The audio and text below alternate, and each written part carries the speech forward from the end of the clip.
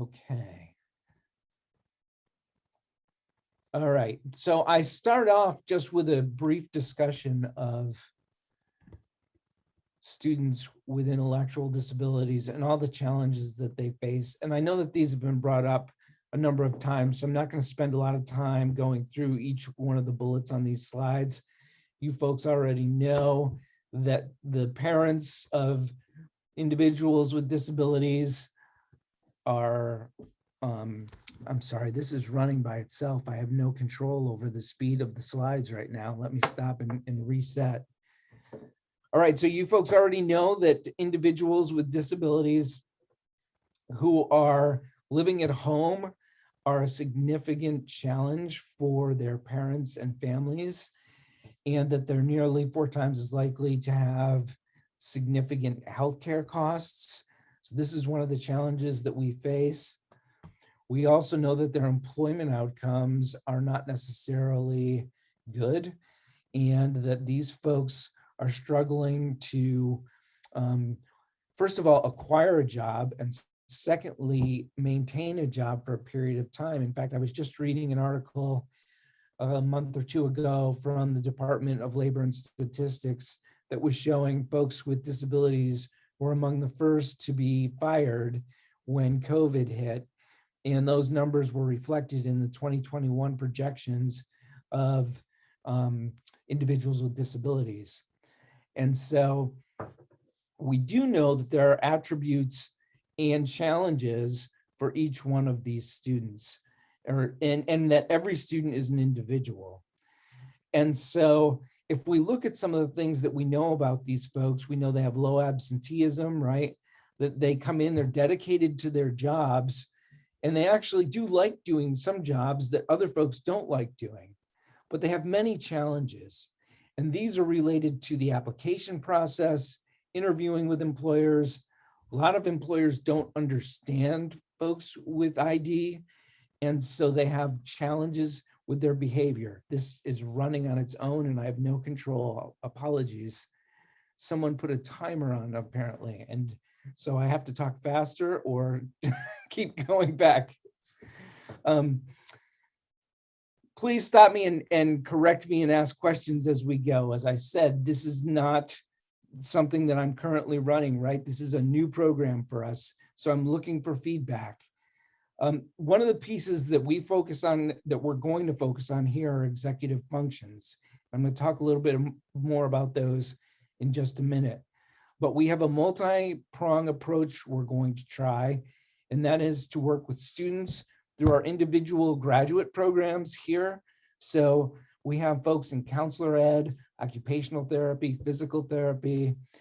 I've reached out to the director of housing, the director of our police chief, and we're hoping to work across disciplines to bring our program into the highlight of being successful with all of the different supports. So taking graduate students from across the board, pairing them up with these students in our ID, who have ID, I should say, and presenting a comprehensive program that looks at each of their individual needs and attributes.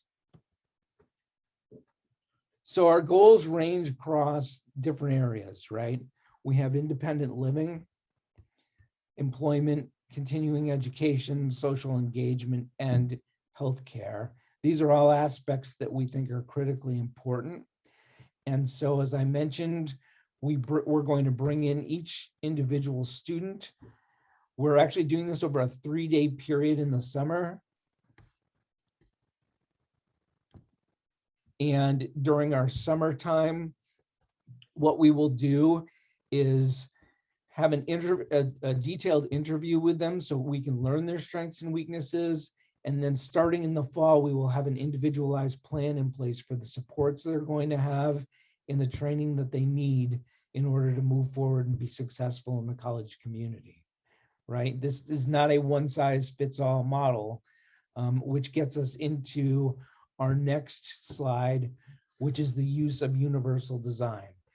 Now, I'm not sure how familiar you folks are with universal design for learning, so I wanted to spend just a minute talking about it.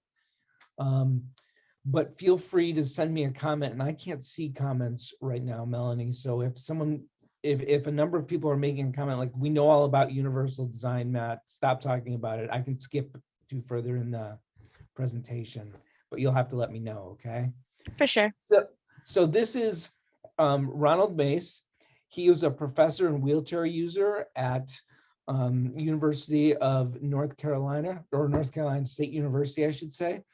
And he was the one who came up with the concept in the 1970s.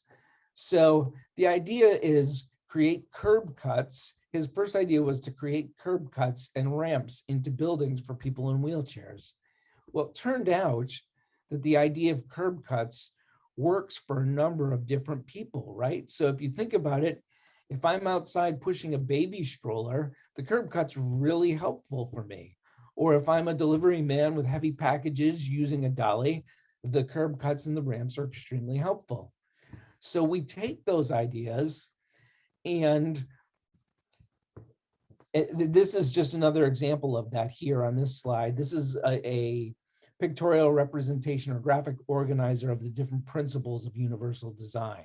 So there were 7 original principles, and then a company, or a nonprofit organization, I should say, named CAST, which is the Center for Applied Special Technologies.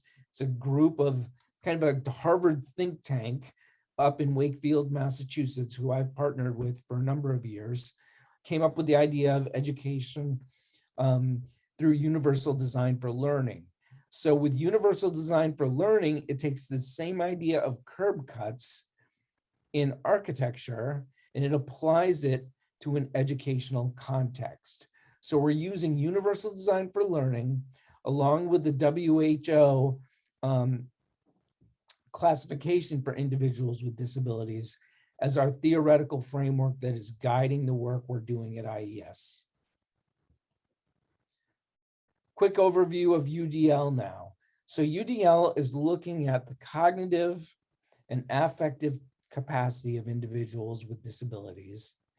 And it's saying that if we apply the constructs from architecture to the learning environment, we can create curb cuts in our curriculum, in our materials, and our assessments that will actually address the problems that students are experiencing. What does that look like, you might ask? So, for example, if I'm going to teach a student about how to appropriately respond to a customer in an employment situation, a customer who's yelling at them, one response or one way to teach them would be to show them a video of that. That might actually be effective for some students. Some students might want to see the video and then have a practice where someone comes in and yells at them and they have to respond to that with coaching from someone else. And some students might want to have a multiple choice test that says, if you have these 3 options, which one should you choose, right? So what universal design for learning says is that we're going to offer multiple choices and let them respond in different ways. This is the current version of the Universal Design for Learning Guidelines. This is version 2.0. And you'll see that there's multiple means of engagement, representation, action, and expression. And then each one of these has a list that you would interpret vertically from top to bottom as learners progress, right? So if you're not familiar with these, they're available at the CAST website. I'll include a link in this presentation so that you can get to CAST and you can look at these if you so desire. But what I want to focus on next is going to be executive functions, because you can see that this is a pretty high level piece that's essential for us as we move into post-secondary education. Okay, I've already discussed everything on this slide. that the curriculum is really what the challenges are, and by using universal design for learning, you can get around that. This piece is what we're going to be looking at during our 3-day summer exploration with students. And so the idea is every student comes and they're different. We need to look across 3 different domains, being physical, social, emotional, cultural, and cognitive, in order for us to determine where they're going to need supports as they go through college life, right? And so what I did for you is parsed out how we will deconstruct the barriers.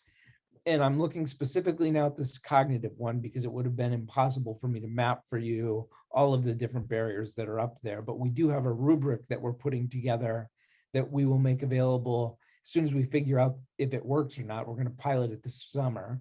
A rubric that will enable you to do these things. So the first thing is identify the barrier. Well, once you do that, for example, if it's a cognitive barrier, you need to look at these different aspects.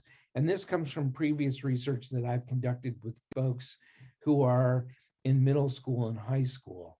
So areas of deficit leading to cognitive dysfunction are prior knowledge, domain-specific vocabulary, conceptual understanding, procedural knowledge and skills, or symbolic representation, okay? And this has been documented in several of the manuscripts that I've worked on with colleagues at University of Kansas. And so once that happens, then we use UDL to maximize the individual's productivity. So we create individualized instruction pathways for them. We have progress monitoring that occurs weekly at a minimum. Daily is the ideal. And then we iteratively refine their plan in order to enable them to become their own expert learners. Melanie, am I getting any questions? Not Okay. yet. Folks, interrupt me, ask questions. I don't like to be the one who sits here and talks all the time. So please feel free to ask questions and get me to stop. Executive functions. This is the critical key for our college students with ID, in my opinion. So the ability to plan, organize, utilize their working memory, initiate a task, and then when they get interrupted, come back on task. That's set shifting, right? For those of you who aren't in the world of executive function, then have emotional control. So when that customer comes in or when that client comes in and they're disgruntled, how do you deal with that? Having control over their impulses. So they're having a conversation with a disgruntled client, their phone starts ringing in their pocket.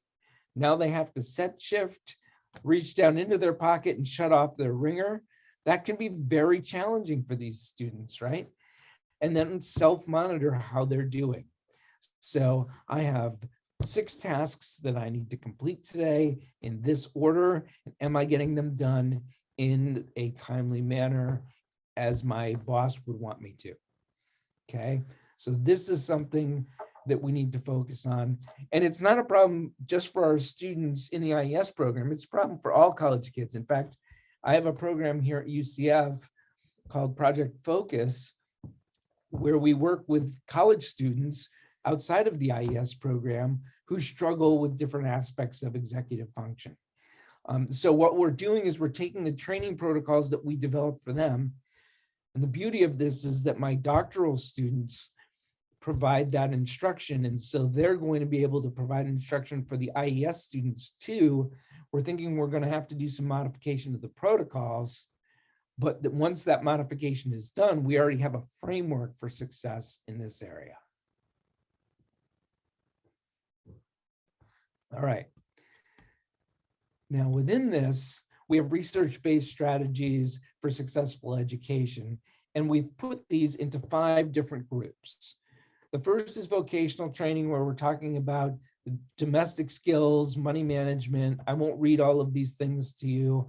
I know you guys are familiar with all the areas where students struggle around this. So we're thinking we need to provide students with additional vocational training. They're not getting it in high school. I can tell you that. We're seeing that they come to us, they're still struggling when they get here because they do not have adequate transition. They're not following Dr. Kohler's protocols. Sorry, we skipped ahead again there. They also need help with money management, transportation on campus, situational awareness, etc. So they're putting themselves in positions where they can be compromised, and we don't want them to.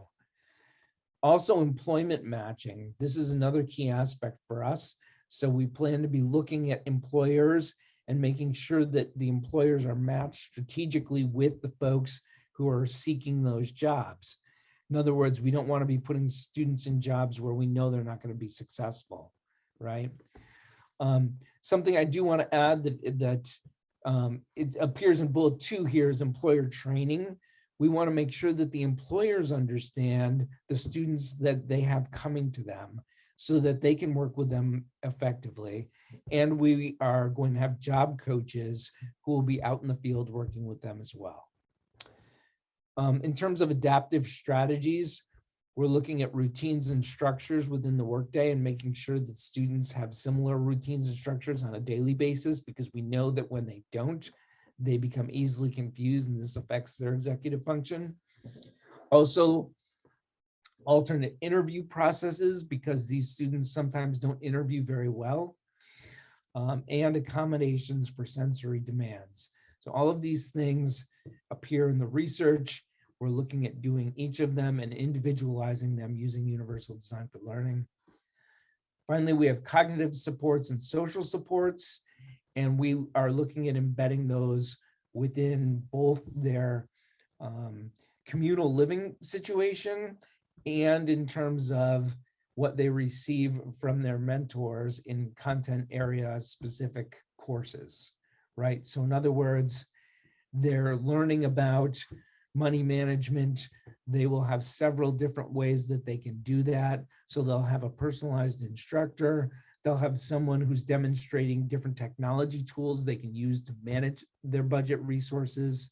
And they're working with someone who will help them understand there's only $5 left in my account for this week. And even though I still have $150 in my account, if I spend $30 on 6 pizzas for the whole dorm tonight, then I'm not going to have enough money to make it through the semester. So these are all challenges that we've had here that we're hoping through this training we can avoid. Here's our keys to success. Coaching and mentoring. I just want to take a second to talk about the difference between coaching and mentoring. Coaching is something that we will do with the executive function. It's a short-term intervention, typically ranging for about 1 semester.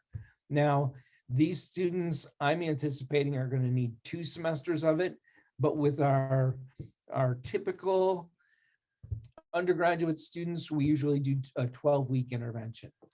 The mentoring is more of a long-term intervention where the students develop a bond with someone that will last their entire time that they're with us and hopefully into their career, right? So the idea is they'll come out, they'll be placed, they'll have a mentor who will help them get through everything that they're experiencing and will stay with them after they've left us. Also teaching them about setting different goals, using different assistive technologies, reminders, etc. A big piece of this is making sure that the community is involved. And so, as I mentioned earlier, we've reached out to a number of constituents across the community to make sure that they're involved. Law enforcement, healthcare, all of these folks we have on campus, and we're planning on utilizing their services so that they understand what individuals with disabilities experience and that they have a personal relationship with these folks. So community domains and services, these are three areas that we think are critical, right? Let me start with housing. So, and housing is kind of a big one where we've combined a number of different experiences for students. So we've got the residence hall directors, and then we've got the residence mentors. Those we're thinking we're going to use counselor ed students. So it's killing me. Apologies. So we're looking at taking and going with a 3-to-1 model. I have talked to several parents of students who have been through our program here who said that having 3 students paired with 1 upperclassman is actually a really good idea. And so we're thinking we're going with a 3-to-1 model. How does that work logistically? Well, we're thinking the counseling ed students who will be working with the students with ID when they're in a post-secondary setting, right? These are the students who eventually will have to go out and make an assessment as to whether the student has ID or not in the schools. We're going to have them living in the dorms with a student for 1 semester as an internship. It'll be a paid internship. And during that internship, they will be learning about students with ID while they're being paid to experience this. So we think this is a really smart idea. Please let's have a discussion about that after I'm done as to whether you think that this is a good idea or not. We're going to have students who are nutrition coordinators. We're going to look to our nursing school for healthcare coordinators. And then we'll have folks from the exceptional education who will do life skills, a transition specialist, and then we'll work with our university police department to work on security services. So a differentiated approach across each of these. Next, transportation. It's important for our students to be able to understand how they can get around campus and to and from work and do that safely. So that's something that we're focused on as well. And then with employment, we'll do the skills training. We're going to start with an assessment so that we know exactly what they're interested in and we can match them with a job where we believe they have a high likelihood of success. Now, on the last slide where I showed you all of those different pieces, from that we've taken 12 different areas where we have graduate degrees at UCF that we plan to harness students in those programs in order to provide those services. And I've highlighted those here. On the behavior side, because I haven't talked about that at all, we've got the ABA. We have an ABA program here now that we're going to be using. And we have our EAF coaches that I mentioned and the counselor ed. And so those all come out of the College of Education, which is called CCIE here at UCF. We see this as having benefits at both the at both levels. So within our Tony Jennings exceptional education curriculum, we have curriculum development, we have tiered levels of support using multi-tiered system of supports. We have a staff training module that's been developed, and we have graduate assistantships that we're able to apply here.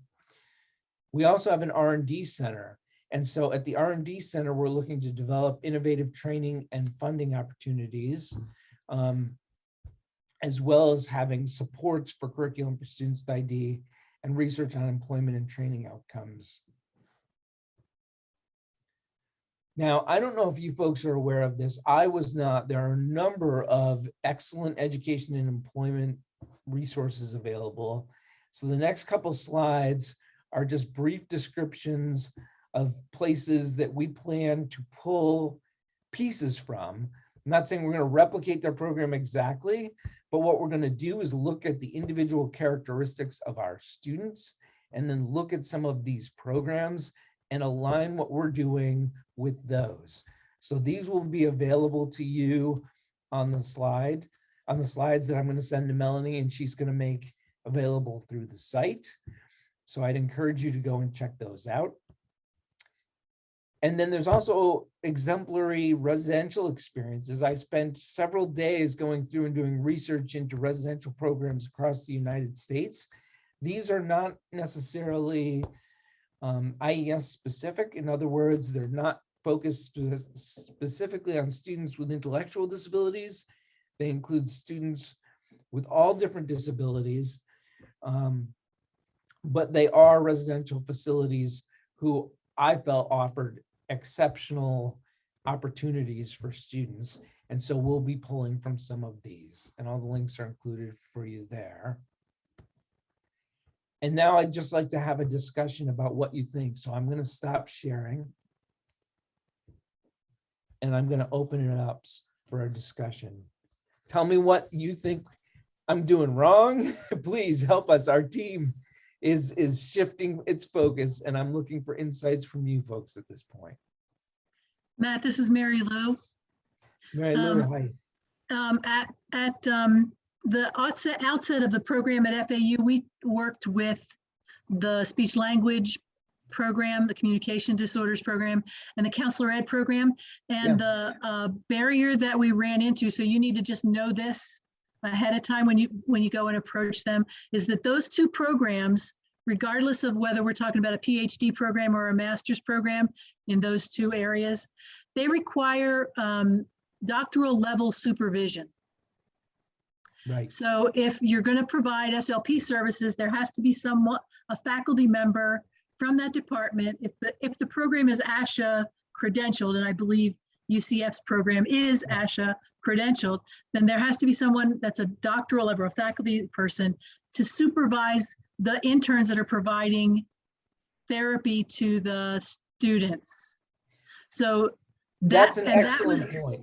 That was a huge barrier, because it meant that now a faculty member outside of the IES program or the ACI program had to have time allotted in their assignment to do that supervision, which was over and above what they were already doing. Likewise in the counselor ed. So you have to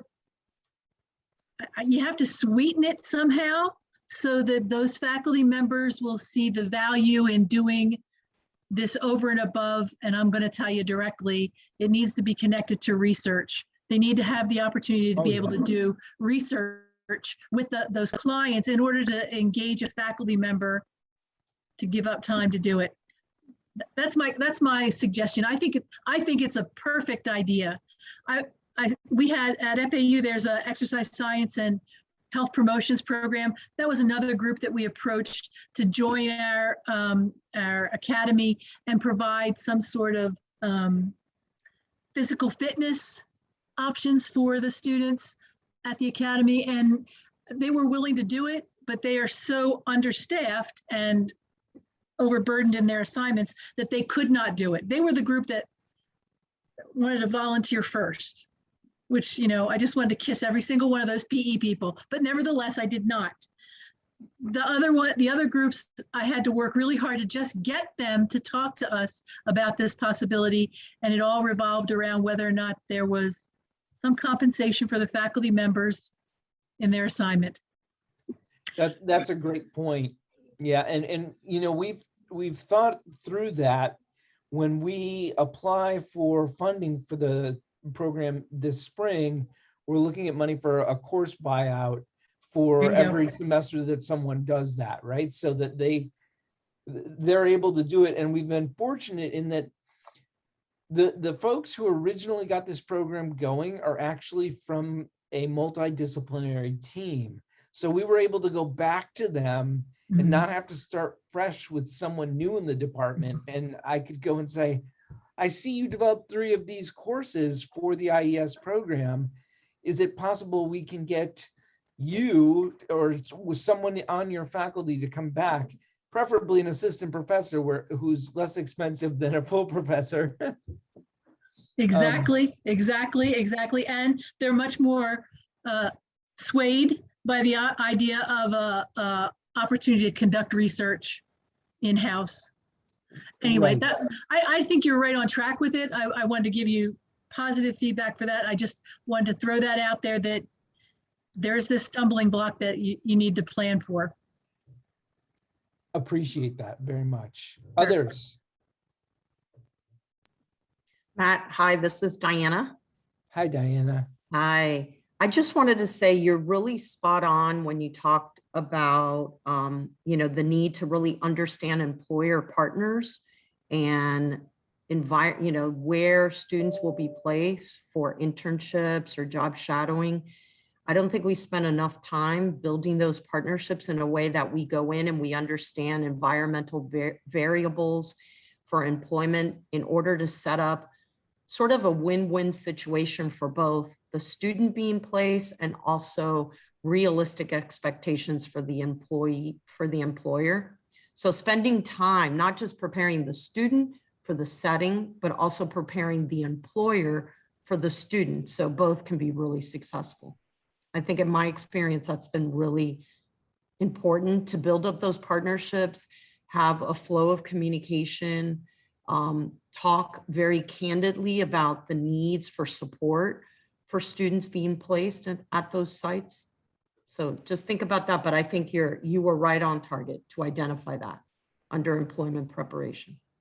Thank you, Diana. I appreciate that. Yeah, that's something that we're really focused on, and creating a plan to document all of that communication as well, because I feel that, as the person who's tangentially leading this program, I need to be able to go back and review what has happened with each one of these students and the employees or employers during the internship, and be able to have a communication protocol that's in place so that I can review all of that if it gets to the point where I need to intervene in some way. I want to make sure that that's all transparent.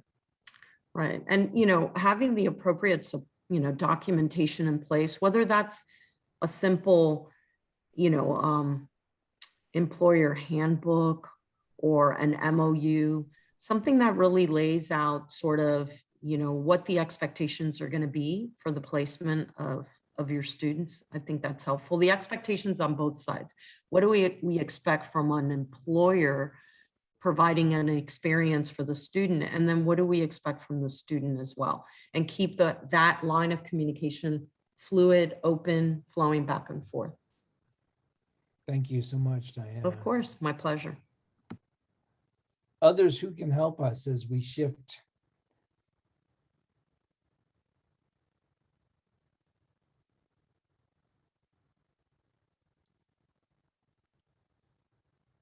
I really hate the Zoom format, quite honestly. You feel like you're talking to yourself.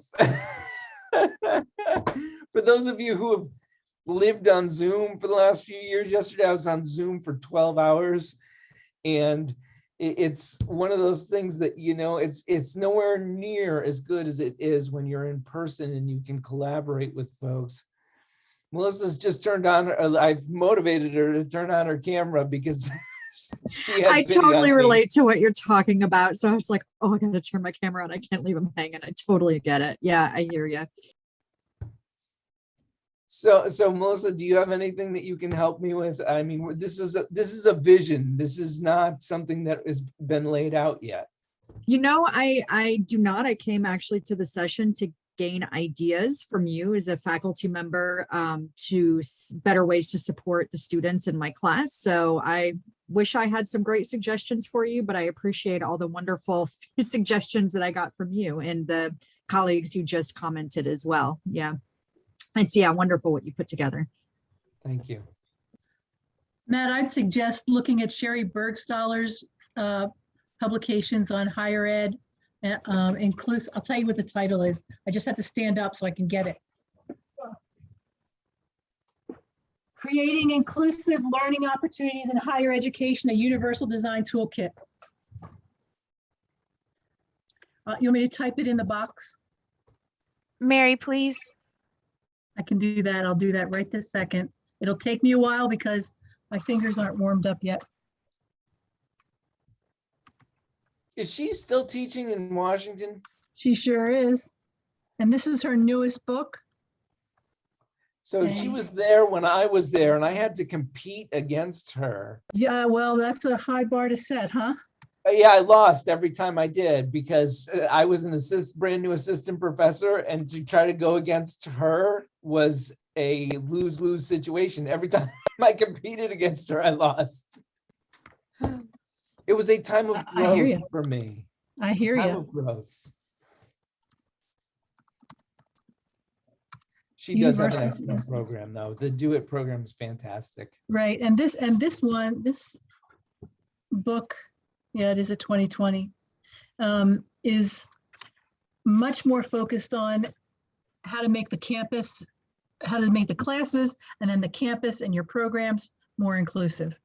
So, and not necessarily talking about ID students, but just the whole gamut of diversity.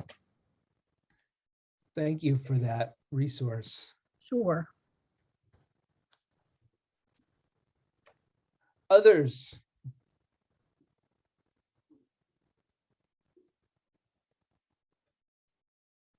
I see that all my people have evacuated, so they saw that I was going to put people on the spot, and they said, I'm going to get out of this Zoom room before Marino can put me on the spot.